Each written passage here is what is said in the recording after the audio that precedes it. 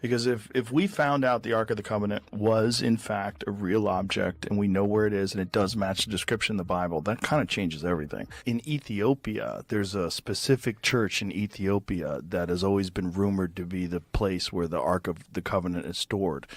And there's these guarders of these people that are guards of this area, and they all develop cataracts. They all have like radiation poisoning, and they're guarding this one particular area. They won't let anybody look at it. They won't let anybody talk about it. And Graham got fascinated by this.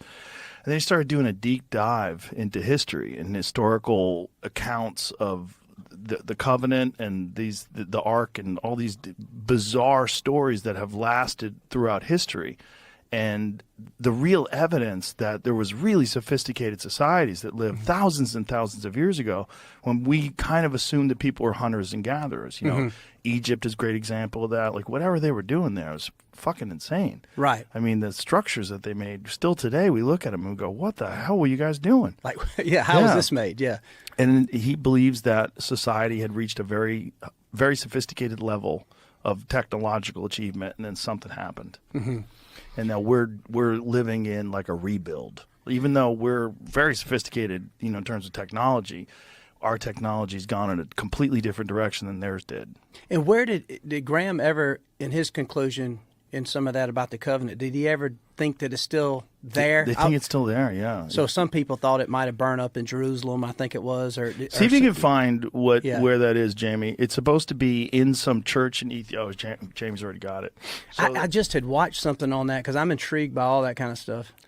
Well, you know, when you really start digging deep into it, it's very fascinating. This one particular place has been protected for so long, and all these people that have supposedly seen it describe something that's, you know, Trump apparently has like a model of the Ark of the Covenant at Mar-a-Lago. No way. Yeah, see if you can find that. Yeah, he's got like a recreation of the Ark of the Covenant in Mar-a-Lago. And that whole covenant was pretty cool based on how, you know, God had said, look, it, you know, had an intervention saying this is how big it's got to be. And it was built out of a certain wood, inside and out, gold, the handles, everything was there to hold the commandments. And then but then I saw something to where, I don't know if Jamie and Mike could probably pull it up, but to where some people speculate it could be under the Catholic Church. I heard that. Like in the Vatican or something? In the Vatican, yeah. And they then got a lot of shit in the Vatican. Oh my goodness! Have you ever been there? No, I haven't. But I heard you talk about you went and had the guide and said it was amazing. It's incredible. They have so much. They have billions of dollars in art. Like, where'd you guys steal all this from? He's like, back in the Roman days. Look at this. This is Trump's replica of the Ark of the Covenant at Mar-a-Lago. That's just like pretty fucking wild. And it's almost exactly the replica of what it's assumed to have been looked like, you know. Well, I mean, I think that's a recreation based on biblical accounts. Absolutely. Very strange. Well, maybe Trump can take us and show it to us, man. That'd be cool. What'd you say, Jamie? I was trying to figure out if, I mean, clearly it was there. It might have just been there temporarily. It looks like that might be like on display in Israel or something. I don't know. So it's a replica that travels around. Is that what it is? And temporarily was at Mar-a-Lago? I can't find like that it lives there, but there's definitely obviously people with pictures of it. Bro, if I had Trump money, I'd have one built. Like, make me another why one not? Of these. Come on. I would too. I would too. It's a cool thing to have on display. I mean, I wonder what it was. I mean, if these guys really are guarding it in Ethiopia, like, what is the radiation from? Like, why do they all get developing cataracts and radiation sickness? The sign of the seal, was that about Ethiopia and the Ark of the Covenant? Yeah. What's your take on all that? It's interesting. Anytime they won't let you see the evidence, I get like all of my alarm bells go off, right? It's like, but I understand why they wouldn't want you to see it if it really is the Ark. I'd like to see, I guess the best thing we could do to test it without seeing the Ark would be to look into the claims that these guys go blind and they show signs of radiation. Yeah, let's explain to everybody what the claim, that they believe that this one church in Ethiopia actually possesses the Ark of the Covenant, and that these priests that are supposedly guarding this, they all exhibit signs of radiation poisoning. Yes, they all just exhibit signs of radiation poisoning. They go blind, they die quickly, and then somebody else, and one priest at a time, is allowed to be like the caretaker of the Ark. And how long do they live? They want to say like a couple of years, something like that. I can't remember. Really? It's been not very long. Yeah. They die pretty quick. Imagine that job. Well, something that has that much radiation that kills people so quickly, wouldn't that be something that you could measure from outside of the church? You would think that our boys would be all over that with the satellites. It'd be like, yeah, that's a spot to watch out for. Send a team. Right. If we have this capability, supposedly, to scan for gamma radiation from the sky, why wouldn't someone fly over that church and go, yo, there's a crazy hot spot here? You would think probably somebody has. If not, like I was saying with the satellites, in all honesty, the feds monitor that kind of heavily. And so, I mean, if it's possible that it wouldn't be, any kind of weapons grade-y stuff, so they might just not be looking for that particularly. Can they monitor for gamma radiation from satellites? Can they do that? I'm not sure. I know that they can look for. I know they can look for. I'm not sure how they detect it. I'm not sure what they use to detect it, but I know that they can look for radioactive material from space. Huh. So the thought is that if this Ark of the Covenant is there, and whatever it is somehow radioactive, is there any sort of theory as to how they develop some sort of radioactive thing? Like what is it supposed to be?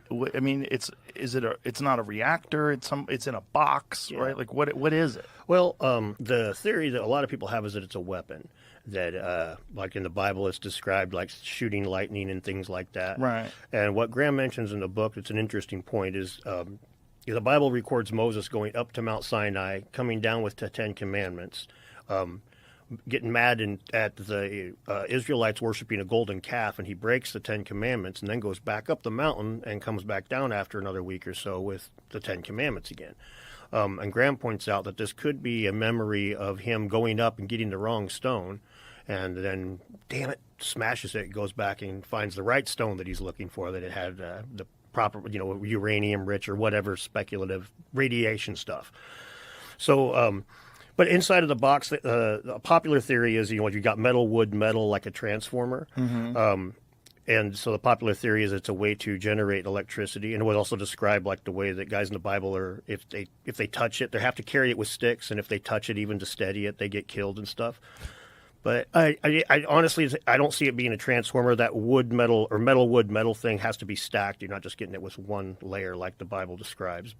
But it's an interesting thing. When you say it has to be stacked, you mean spaced in between each layer? Yeah, like if you've ever seen a doorbell transformer. No. Okay, transformers at the bottom of it will have multiple plates. It'll be like a plate of metal and then a plate of silicone or something like that that's conductive, non-conductive, conductive, non-conductive, and there'll be multiples of those. And this is part of the electromagnetic changing of the because what a transformer does is it steps electricity up or down and swaps voltage for amperage, basically.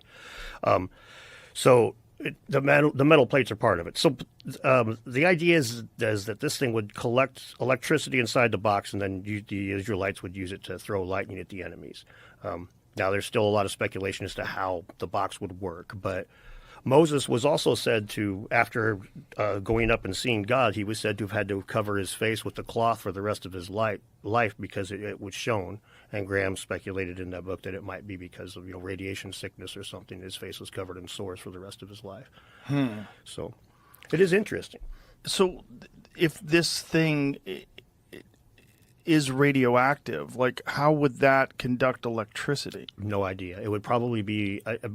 If it was, maybe it's the power source, like we have radioactive batteries on satellites and they convert that radiation into electricity. So it's possible. I mean, I'm not really too big on the ancient high technology, but I'm always willing to speculate and look at the angles on it, and that's basically where they come from, the guys that are really big into the ark.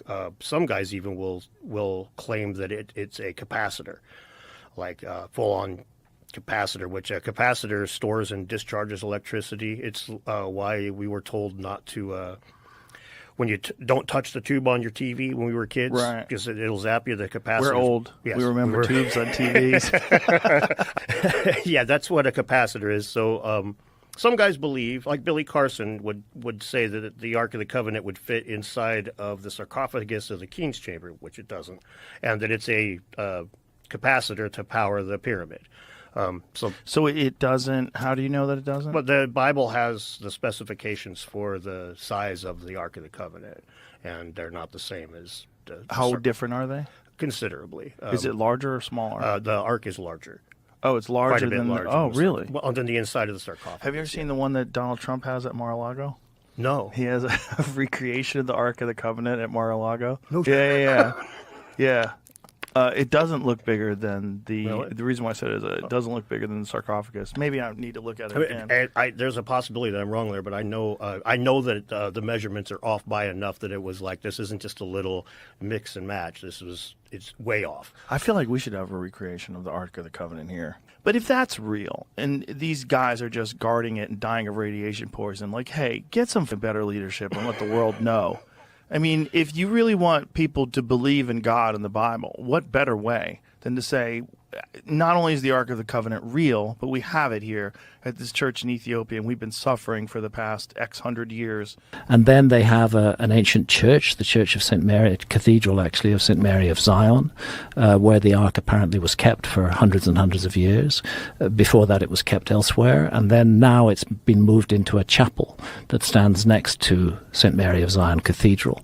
And that chapel is guarded by armed men. The whole town is an armed camp that is protecting what they believe to be the Ark of the Covenant, but it's guarded particularly by one guy who is the official guardian of the Ark, and he's elected by other monks to be the guardian of the Ark, and several of them have run away when they get that election, because once you're elected as the guardian of the Ark, when the previous one has died, you're going to be kept in that chapel forever. You'll never be allowed to leave it. So they're close to whatever this object is. They're close to it. And I met 3 of them over a succession of years, because their mortality is once they're appointed, they die very soon.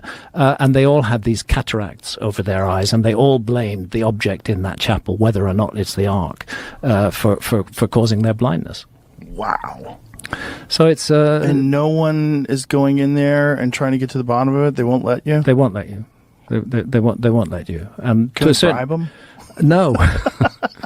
It seems like someone should go look. Yeah. What the hell is that? Yeah. No. What's in there? I mean, if we really find out the Ark of the Covenant was an actual object.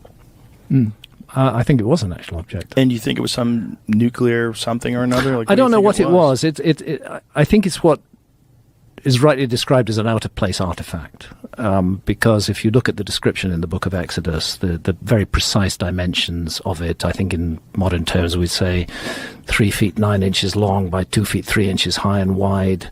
It's got a layer of gold, it's got a layer of wood, it's got another layer of gold. It's very precisely specified, like a blueprint in the book of Exodus. And then it does all this stuff. It shoots out jets of fire and kills completely innocent people. It kills 50,000 Philistines in the city of Ashdod when they briefly capture it from the Israelites and make the mistake of treating it like a tourist object, and they open the Ark of the Covenant and look inside, and suddenly everybody in that city is dying, and what they're dying of is cancerous tumors.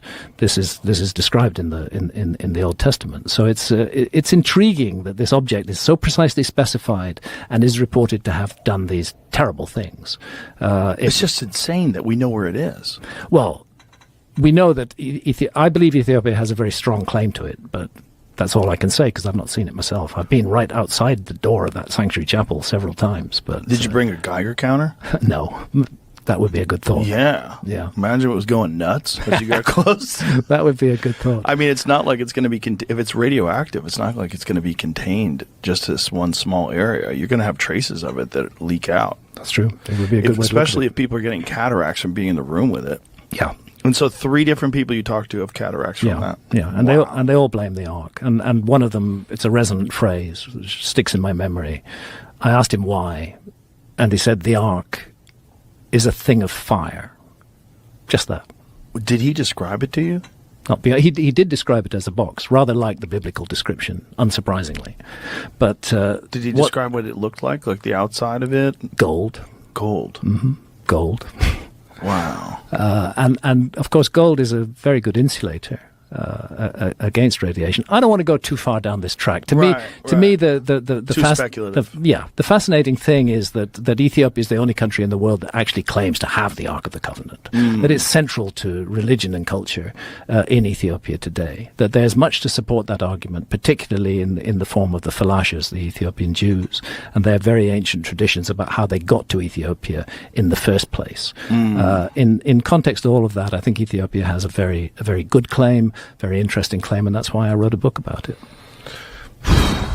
That one to me is just like, we know where it is. Yeah. That one to me is so crazy that someone is keeping that information from the rest of the humans. Yeah. Because if we found out the Ark of the Covenant was, in fact, a real object and we know where it is and it does match the description in the Bible, that kind of changes everything. Now, all of a sudden, the Bible is not just stories and myths. The Bible is some sort of a historical record. Yeah. Well, let's not forget that one of the world's best-known flood myths also comes from the Bible, which is the flood of Noah, which, again, is part of this worldwide tradition of which I am absolutely convinced Atlantis should be understood as a part of that worldwide tradition of a global flood and the loss of a former civilization. And again, it's one of the reasons why I've done the work I've done over these years.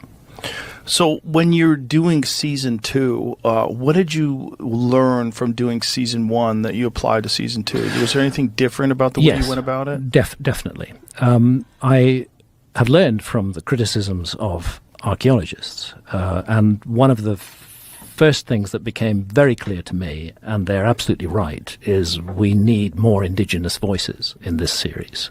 And that's what we've made sure to do.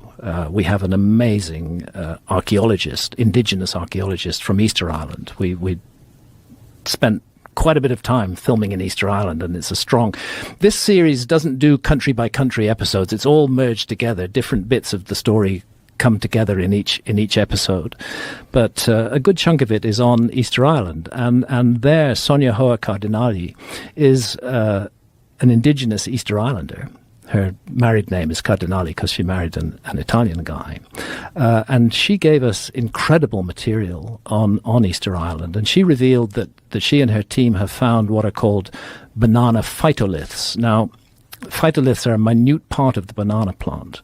They've excavated them from a crater in Easter Island, and they've found that those are 3,000 years old. Now, this is interesting for two reasons. Firstly, bananas do not propagate naturally. You can't get bananas to Easter Island without human beings bringing them there. That's how they got there. And secondly, the date that she's found 3,000-year-old banana phytoliths in Easter Island blows out of the water the notion that Easter Island was only settled 1,000 years ago or less, which is the current idea of archaeology. Again and again, we've had indigenous guests on the show who have brought real important information to it. Amongst those geoglyphs in Brazil, we had a member of the Apurina people who is a caretaker for those geoglyphs, and he talked to us about what is special to him about the geoglyphs, about how this is a sacred place to his tribe, and how they still gather there today, and how they understand that it's somehow connected to the journey to the next world, to the journey of life after death. And that then rings a bell in my mind of that whole idea of a journey to the afterlife and a portal through which we pass into that other realm. We find that right there in Brazil. So if the Easter Island, if the island was settled at least 3,000 years ago, do we know where from? Well, 3,000 years ago, you're still within the period of the Polynesian expansion. This is not the Ice Age. This is more recent. Right. It's early in the Polynesian expansion rather than late. If you enjoyed today's episode on JRE Plus, don't forget to give it a thumbs up and share your thoughts in the comments below. Thank you.